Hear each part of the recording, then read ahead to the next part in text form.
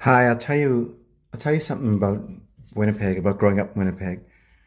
One of the first concerts I saw a lot of blues concerts. I was very fortunate.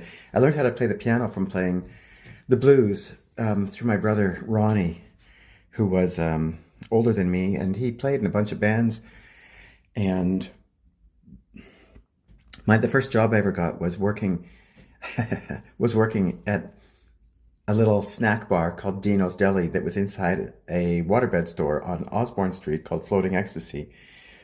And I guess the guy who owned Floating Ecstasy's name was Dino, and that's why it was called Dino's Deli. And and I have a daughter who's almost 14, and I don't think she's ever heard of a waterbed. I think if I tell her that there was once upon a time waterbeds and stores that just sold beds made of water, I think she will not believe me.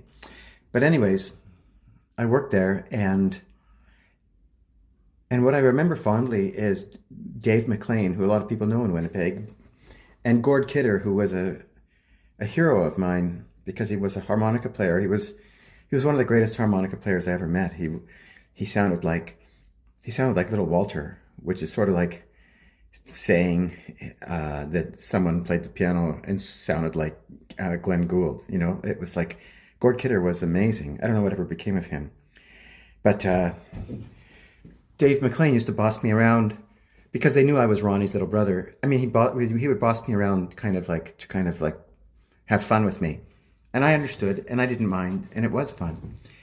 And I saw Muddy Waters at the Playhouse when I was maybe 15, and Dave McLean opened the show, and it was a really I remember really enjoying him telling the story of driving to the show to open, and the police pulled him over, and I think they said to him something like, "You look nervous."